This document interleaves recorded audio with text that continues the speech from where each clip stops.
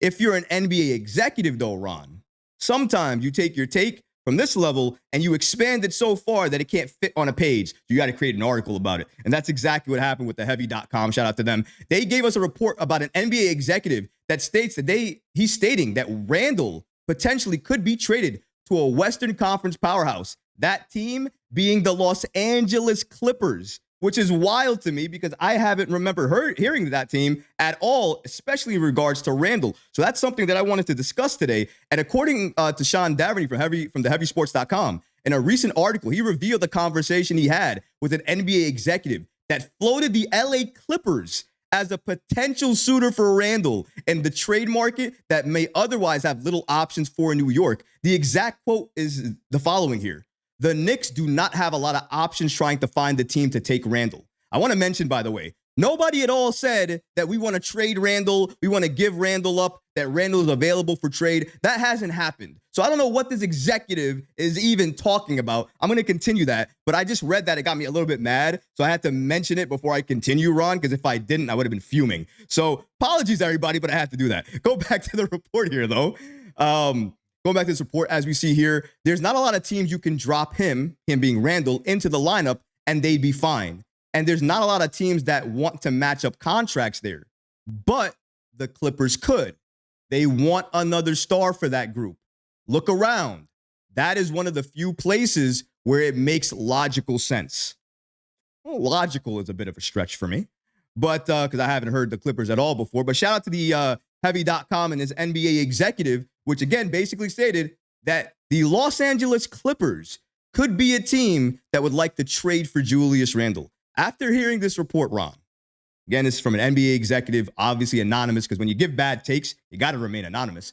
What do you think about Randle potentially headed to the Clippers? Do you think that's a possibility? And do you think it could even happen? I guess anything's possible. Personally, I don't see it. I like this whole business of trading Julius Randle is real. It's weird for me. You know what I mean? Like my whole thing is I don't want to trade Julius Randle just to trade Julius Randle. There has to be some sound reasoning behind it. I need to see, like, first off, I think as an organization, the New York Knicks have two things they need to worry about. One, with the team that they put forth out there that's going to be this 2024-25 season, will everybody mesh? Will everybody gel? They were gelling before, prior to Randle getting hurt. Then he got hurt, and they've had to kind of, carry the load without him, and they worked really well together. OG was dominant doing what he had to do, and then even when they lost out on OG, the Knicks still persevered. They still carried on and made it deep into the playoffs for all intents and purposes. So I think I know there's been rumors that there's somebody in the organization that's a little concerned about the fit, doesn't know if Randle's going to fit with this current roster, but you got to give it a chance. You got to see what it is first. That's my thought. See what it is, right? See obviously where Randle is health-wise, how much time he needs to kind of get back into, because if Randle's not healthy, it doesn't look good. I don't care who you're trying to trade him to. They're all going to be like, oh, this guy's damaged goods. We don't want him. So you want Julius Randle to get back to Julius Randle, right? So that's the first thing I think you need to do. It's all about basketball. Can we win games? Can they gel? Can they have that continuity? And then after that, then it becomes, well, if Randle looks like he's playing the way we're used to seeing him play, now it's the contract stuff. Can we work something out with a deal? If two sides are too far apart, then you think about trading him at the trade deadline, get him out of here so you don't lose him, for nothing. But other than that, I don't think I'm just going to I don't care who calls me. I'm not ready to trade him yet. We'll talk later. I'll let you know. There's no reason for me. And the Clippers, I don't even know where that comes from. I don't get it. It doesn't make any, again, folks, listen, I don't hate on a lot of things. I'm not a hater by any means, but this report is crazy to me. Los Angeles, what would they give us for Julius Randle at this point? What would it be?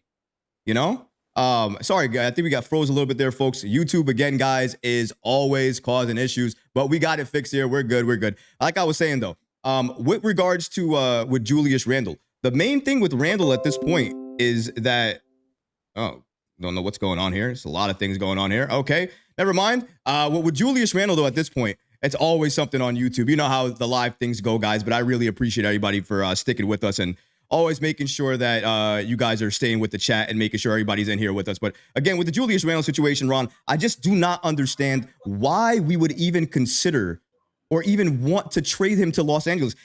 Trade him at all, mind you. There's nobody worth trading Randle for. There's two people on this planet right now that I would trade Randle for. Two. Giannis and Joker. That's it. And it's only because of the numbers. I'm not trying to lose my brain here. These are numbers based. Randle, whether you like him, you hate him, you don't like him, I don't care. Do this statistically. Look at his numbers, his impact, and what he would give you. Look at anybody else in the league. Who would give you a similar impact if they were traded to a team? Mind you, the chemistry would never be the same. Never. You couldn't replace Randle. You can't. Even if you got the best player available in the league, even if you got Giannis, here's something nobody's going to like. Even if you got Giannis,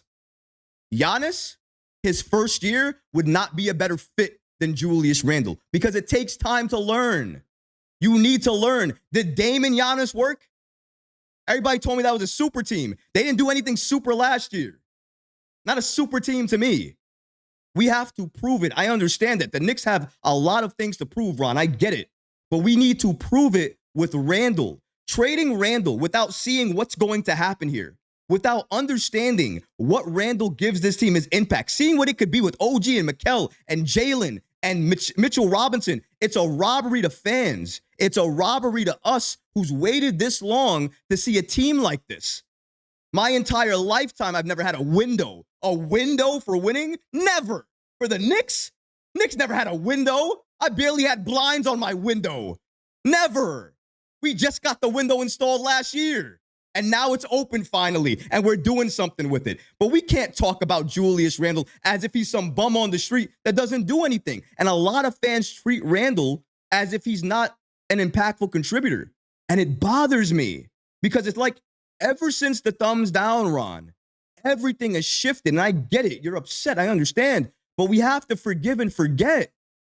He's a different person, a different player. The team is different. We're this close to a championship. You're still upset? It doesn't make sense to trade him anywhere at this point. What does make sense is to watch him rise.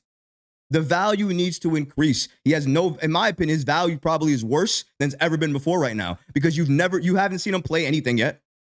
With the injuries, he's getting older to your point. The contract year that he's in. Nobody's going to want him on an expiring deal as well, too, because they know they're going to have to pay him. It doesn't make, you're not going to get the same value, folks. And if you know Leon Rose, what does he work on? Value. He doesn't make a move without getting the cost back. You think he'd trade Randle for 2 second-rounders, a very kind of good star like Jaren Jackson Jr. and some other pieces? You're out of your mind. It wouldn't happen. James Dolan gave this man the backing. He's backed by Dolan, by Rose, by Gerson Rosas, by Worldwide West. That's the brain trust of the Knicks. He's not going anywhere unless he wants to. Ron, what are we doing here? What are we doing here, Ron? Why is this happening every year? It's another story every year. It bothers me. It bothers me. Can you explain the hate for Julius Randle? Is it really because of the thumbs down? Or can you explain it? Do you understand it as much as I do? Because I don't understand why it's still present today.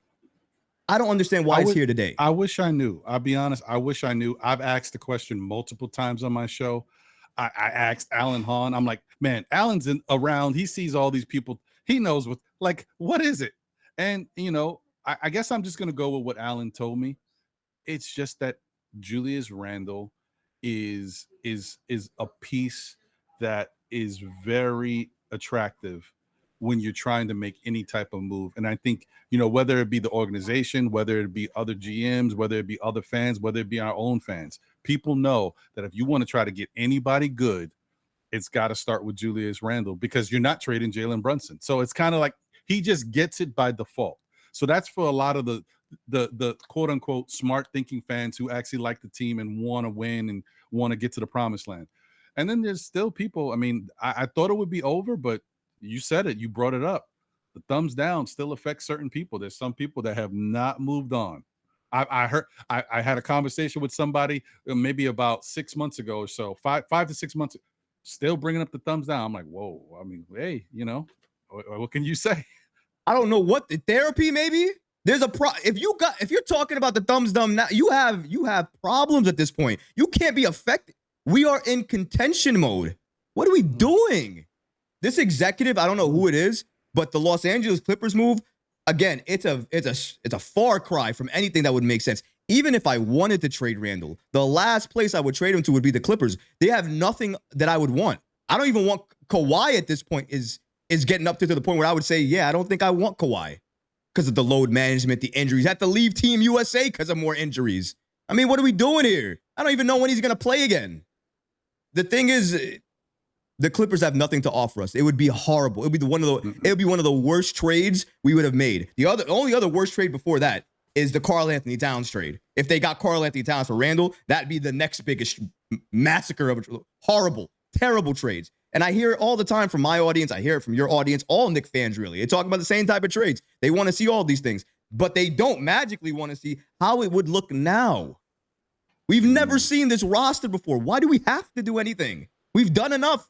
Let's just use the mid-level, get the other center, whatever player we need, and ride it out into the season. If you enjoyed these clips from Knicks Live, be sure to hit that subscribe button and turn notifications on, so that way you never miss a new episode of Knicks Live. Thanks for watching, Knicks fans, and until next time, peace.